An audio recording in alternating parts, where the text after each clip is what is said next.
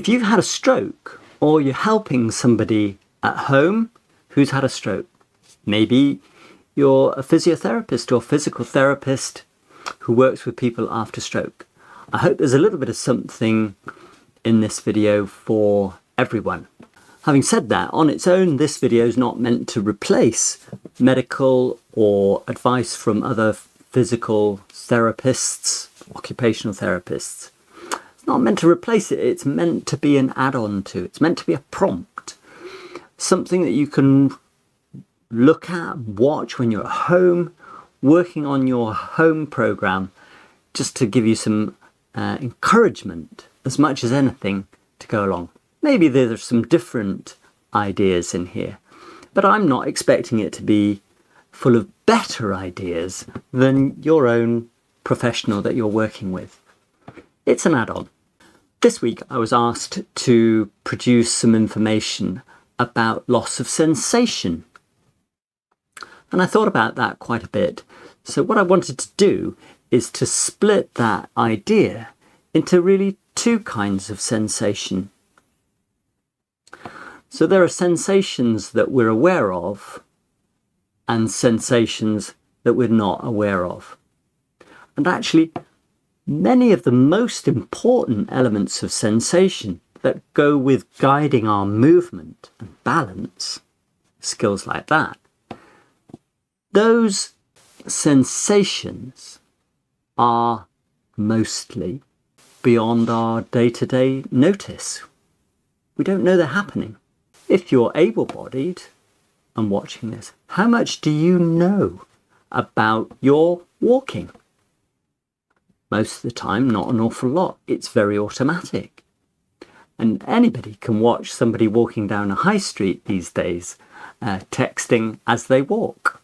So those things are very automatic and we tend not to know too much about it. The same walking you can know quite a lot about if you're starting to experience fatigue or pain.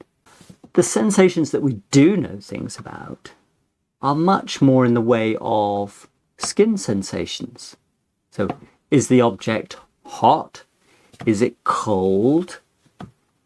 And is it large? Is it small? Is it heavy? Is it light? What's the texture like? Is it rough? Is it smooth? Is it furry? So there are some little games to play like this. I've just filled an ordinary bag full of some objects, and it's a game that you can play in a couple of different ways. You can fill the bag and try to find out what's in the bag. So I put a real strange mixture of some things in here. So here, my first object, I have no damage to my sensation. For the record, I haven't had a stroke or head injury in the past or anything like that. So the first thing that I've just picked up is an apple. Okay, just fairly randomly going in there. I did put them in order.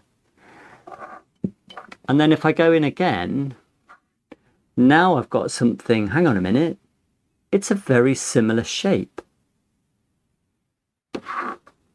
Okay, this one's a tennis ball. But the texture on the surface is very different. The apple has got a stalk area and I don't know what you call that. It's got a top and a bottom to it. Annoyingly, this is a British apple, so it has a sticker on it to tell you it's an apple. Okay, so some similar shaped objects. This one is a little heavier than this one. And one of the key things that I can start to do is to teach my brain more about it by using the object from one hand to the other. So it doesn't matter at this level. You Because if you're working at this level, you've got some good physical movement recovery. That's what this video request was about. There's somebody who's just struggling with the sensation. So I'm using my hands as I hope that person is doing so, where they've got lots of activity, movement and control. So I can swap from one hand to the other, and I can turn the object over in my hand, which it's exercise, but it also tells me more about the shape and the weight and the texture of the object. So I put some very similar ones in, and then here's one which is a similar shape, and I know it's my prickly ball. I have a spiky ball. This one's got a light inside as well, I think. But this has an incredibly different texture to the surface. And so again, I can work on switching it from one hand to the other. Maybe it would still be okay, even if one side is slightly inactive, to actually just press it in there, close the fingers around on the less obviously working hand. So there are some similar shaped objects, and I can try to play a simple game where I just guess what it is. I get my hand on something and try to say what it is. If I've filled the bag, I know what's in the bag, so I've got some clues. But you could equally play it where you ask a family member to put half a dozen things in the bag, and you have to try and guess what they are. So that gives you a slightly different game, probably a bit more difficult. Next is my favourite mug, my Eeyore mug. And so I can do a couple of things with very definitely with a mug like this. There are different grips to use. That's a good exercise. Touched on that in the last hand therapy video. But then it's a great opportunity to work with one object, moving it from one hand into the other. And we should get a similar type of sensation about its shape, its weight, its size, how to hold it. And here's a key thing about sensation and movement. When you're working with an object that's not hidden away, and somebody gives you a nice cup of tea, and they park it on the table in front of you, there's a whole set of activity that's going to go on. And in physio, we'll often call these feed-forward mechanisms. What that means is you anticipate what it's going to be like, where to hold it, how to hold it, how much pressure to use. Do you use the same pressure to hold a paper cup from a famous coffee retailer, or compared to the amount of pressure that you use with an ordinary ceramic mug like this? We might be very delicate and careful with the paper cup, and you can anticipate, you can just grip that one firmly. So that is another element of play within the game. Different sides and different ways of anticipating what's coming. So when I go to pick up a cup that somebody's kindly provided me with a cup of tea, then I've got some things to judge about it. And the main one is, as well as grip, but is the weight of it. So drinking vessels are a very important thing to us because they give us the things that are absolutely essential to life. So then I've got to judge how much effort to put in to lift that. If I put in too much, this is being a little bit silly and facetious, but if I put in too much power, I pick it up and it spills. And if I don't use enough, then I try to lift it and it's not moving. So ordinarily in health, we'll see somebody, they pick up a cup and they drink from it. Unremarkable, except that they judged exactly how much power to use when it's full, and later as they've drunk most of the drink, they automatically have adjusted that power down. That's amazing. So these mechanisms are there. You don't have to worry too much about them if you're not actually a physio yourself. Don't have to think too much on the machinery itself. But if you know to think about it, if you're the person who's had a stroke, then, or if you're a person who's not had formal training and you're helping someone, then know that these are happening and have a go at practicing with them. So you practice anticipation. What else have we got in here? I've got some very different shaped things, some obvious stuff. Oh, it's a glasses case.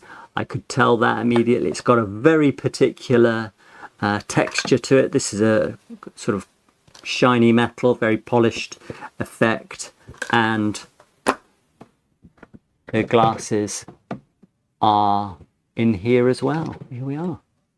So I can pick out my glasses with amongst the other objects, and that's another different element to that game, is go in there, can you pick out the glasses? Well, I've had no stroke injury or anything like that, so yes, I can go in there, pick up, I can find the glasses with the tiniest clue. I think I just touched a lens the first time I went in. What's next? Okay, another fairly familiar object to many. So a mobile phone, I can easily pick that out. And then, this is a funny one. I do know what it is, because I put it in there 20 minutes ago. I do know what it is. But trying to feel my way around it, my goodness, what is this? Okay, so all will be revealed. So it's a small children's toy, a model motorbike. I'd have had fun with that if I didn't know what had been put in there. So we've had some similar shapes and we've had some very different ones, and we've had a couple of little challenges to guess which one it is if I'm asked to pick out this object. And then there are a couple of other simple objects in there which I can tell what they are. Small bottle of flower remedy or something, and a pen. So that's what's in the bag. After all of those things, if you're a little less far on, then just worth another little mention is the elasticated or lycra material glove. These are sold on the planet's favourite or least favourite retailer, and it's a bit small for me to pull on. It's difficult to pull on. When it's on, it's tight, which is good for pain relief. But here, I'll try and show in the camera, perhaps you can see there are little rubbery ridges on there, which just give me a slight advantage with gripping some types of textures. So my ability to hold that without it slipping out is a little bit enhanced by the slightly sticky rubber strands in the surface. I think these ones were less than £5. I'm sure in America they're $5, and elsewhere in the world €5. Relatively modest expense on something that would be quite useful for pain relief and helping when you're just on that cusp of being able to hold an object, need a little bit more grip. In this day and age, if you look at any kind of videos on exercise, in YouTube, you'll find a lot of people talking about things like muscle memory. I'm not a big fan of muscles having their own memory. I do think that muscles are incredibly well connected mechanically to the skeleton, and if you like, electrically and chemically to the nervous system. Now, does my nervous system that deals with anything to do with sensation, position, action, movement, power, on this side talk to the nervous system that deals with this side? Oh yes. Otherwise, how could we clap our hands? We might say, well, we look at our hands as we clap. How can we clap our hands with our eyes shut? So some people might say that's muscle memory. Some people will say that what the brain does is just reinforces local circuits that are used repeatedly. So I tend to think of it as more of a nervous system quality rather than a muscle quality. But nevertheless, something makes it work better if you practice a lot. So I do urge you to fit in quantity into your exercise program as well as quality. If you've enjoyed today's film, please like and subscribe and have a look at some of the other videos in the channel. There's lots of useful information, and I try to make them as useful as I can. The presentation is in the process of being polished.